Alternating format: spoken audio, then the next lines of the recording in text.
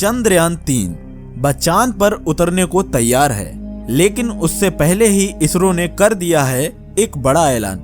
अब चांद पर रोबोट नहीं, भारत उतारेगा इंसान। तो दोस्तों हो जाइए तैयार, क्योंकि न्यू इसरो की तरफ से निकलकर आ रही है एक नई खबर। उसके सामने यह शक्तिशाली चंद्रयान-3 मिशन एक सुई के बराबर है।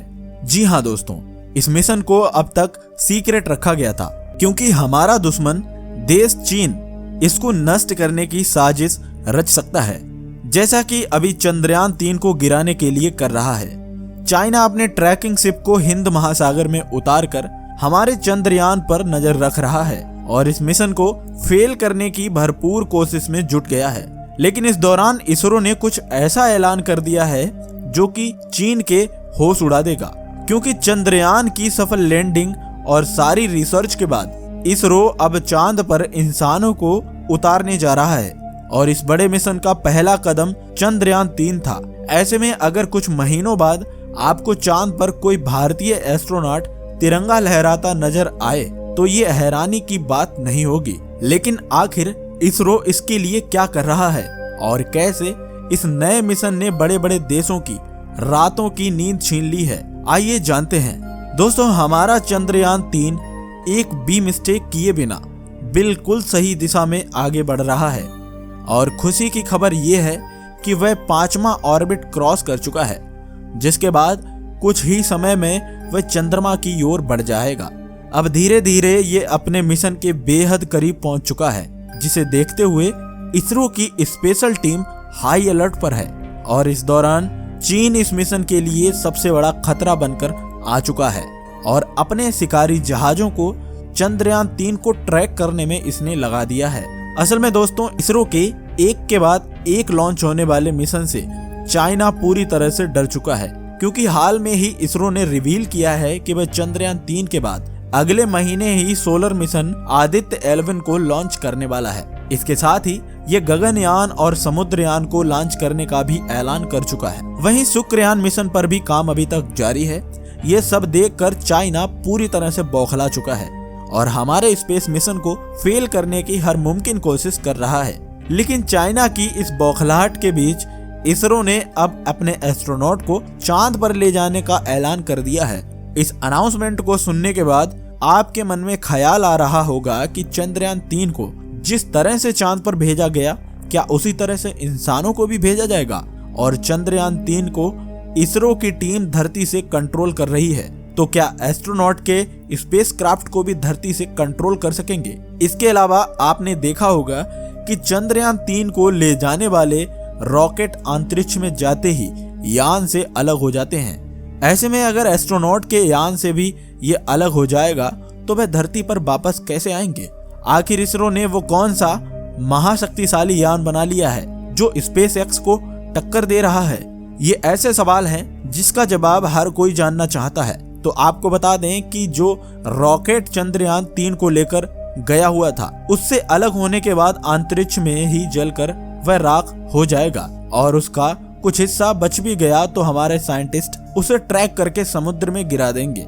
लेकिन जिस स्पेसक्राफ्ट में एस्ट्रोनॉट को भेजा जाता है, उसका रॉकेट भी अंतरिक्ष में उससे अलग हो जाता है। ऐसे में सोचने वाली बात यह है कि आखिर एस्ट्रोनॉट अंतरिक्ष से धरती पर वापस कैसे आते हैं? तो दोस्तों, अंतरिक्ष में जाना जितना मुश्किल है, उससे कई ज्यादा रिस्की है वहां से पृथ्वी पर लौट कर आना। इसी प्रोसेस के दौरान कल्पना चावला का स्पेसक्राफ्ट जलकर राख हो गया था, जिसमें मौजूद सभी 7 एस्ट्रोनॉट को अपनी जान से हाथ धोना पड़ा था। यह हादसा इतना बड़ा था कि इससे पूरी ग्लोबल स्पेस कम्युनिटी में हलचल मच गई थी। आपको बता दें कि अंतरिक्ष में एक्सपेरिमेंट करना, वहां अपने मिशन को अंजाम तक पहुंचाना जितना ज्यादा मुश्किल है, उससे कई ज्यादा गुना मुश्किल है वहां से सही सलामत धरती पर वापस आना। ऐसे में इसरो इस प्रॉब्लम से कैसे डील करेगा?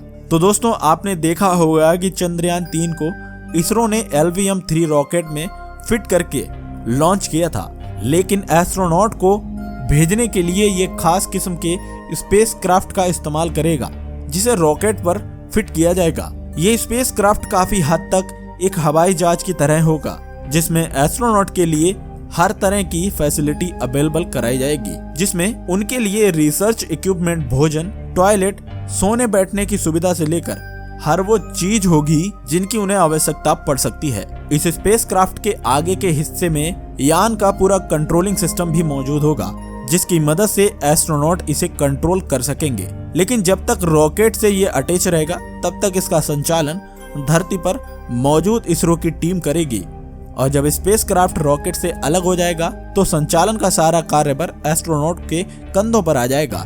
उस स्पेसक्राफ्ट को कंट्रोल करके उस जगह पर लैंड वे कराएंगे जहां पर मिशन को अंजाम देना होगा।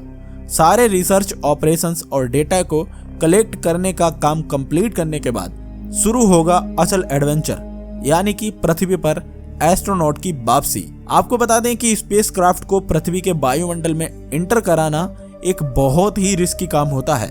इसीलिए हमारे वायुमंडल में एंटर करने से पहले स्पेसक्राफ्ट से धीरे धीरे पृथ्वी का चक्कर लगवाया जाता है, और इसी तरह धीरे धीरे चक्कर लगवाते लगवाते धीरे से पृथ्वी के एटमॉस्फेयर में प्रवेश कर जाता है। जब यान पृथ्वी के एटमॉस्फेयर में एंटर होता है तो उसे बहुत तेज गर्म हवाओं, प्रेशर और फ्रिक्शन का सामना करना पड़ता है, जिससे स्पेसक्राफ्ट में आग भी लग सकती है। और कल्पना चावला का स्पेसक्राफ्ट भी इसी वजह से ब्लास्ट हुआ था। इस फ्रिक्शन से बचने के लिए स्पेसक्राफ्ट के ऊपर एक खास किस्म की हीट इंसुलेशन सीट लगाई जाती है, ताकि ये फ्रिक्शन और हीट से स्पेसक्राफ्ट को कोई नुकसान ना पहुंचने दे। लेकिन अगर किसी रीजन से ये सीट टूट गई तो उस यान में मौजूद अंतरिक्ष यात्रियों के साथ वही हो सकता है जैसा कि नासा के कोलंबिया स्पेसक्राफ्ट में मौजूद कल्पना चावला और उनकी टीम के साथ हुआ था। अब अगर पृथ्वी पर लैंडिंग की बात करें तो ये बेसिकली दो तरह के होते हैं, जिनमें से पहला तरीका है समुद्र में लैंडिंग करना, और कुछ स्पेसक्राफ्ट को समुद्र में भी लैंड कराया जाता है, जिसे स्प्लेश डाउन का नाम दिया गया है। और इसी तरीके से नील आर्मस्ट्रॉन्ग की स्पेसक्राफ्ट अपोलो 11 को चांद से वापस आने के बाद लैंड करवाया गया था। लेकिन इसमें प्रॉब्लम ये है कि इस प्रोसेस में स्पेसक्राफ्ट डूब भी सकता है और एस्ट्रोनॉट की जान भी जा सकती है। इसीलिए दूसरा और थोड़ा सुरक्षित तरीका है जमीन पर स्पेसक्राफ्ट को लैंडिंग कराना।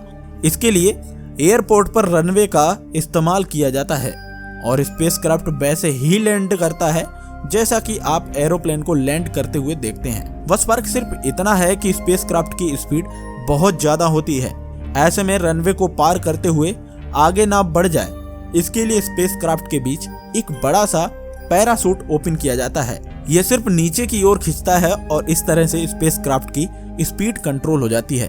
अब अगर हम स्पेस एक्स के स्पेसक्राफ्ट पर नजर डालें तो ये पुराने स्पेसक्राफ्ट की तरह ना होकर एक कैप्सूल की तरह होते हैं और इसमें पहले से ज्यादा बेहतर टेक्नोलॉजी प्रोवाइड की गई है।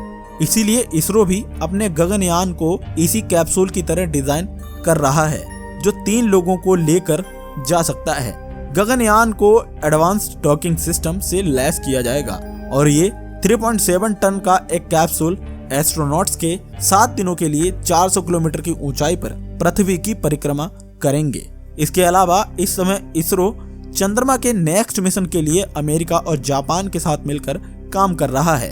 ऐसे में चंद्रयान 4 और ज्यादा ग्रैंड होने वाला है, जिसमें से LVM-3 रॉकेट से नहीं बल्कि नेक्स्ट जनरेशन से लॉन्च व्हीकल यानी कि GSALV से लॉन्च किया जाएगा। इसरो इस समय न्यूक्लियर प्रोपेल्ड रॉकेट पर भी काम कर रहा है जो ज्यादा फ्यूल एफिशिएंट और कम बजट में भी बड़े से बड़े मिशन को सफल बना सकते हैं। इन सब की मदद से आगे जाने वाले सालों में वह चंद्रयान 4 और 5 के जरिए इंसानों को चांद की सतह पर उतारेगा। तो अब इस खबर पर चीन की क्या प्रतिक्रिया होने वाली है ये देखने लायक होगी। वैसे आपको ये जानकारी कैसी लगी हमें कमेंट में जरूर बताएं और अगर आप चैनल पर नए हैं तो चैनल को सब्सक्राइब जरूर करें। मिलते हैं आपको एक और ऐसी वीडियो के साथ, तब तक के लिए धन्यवाद।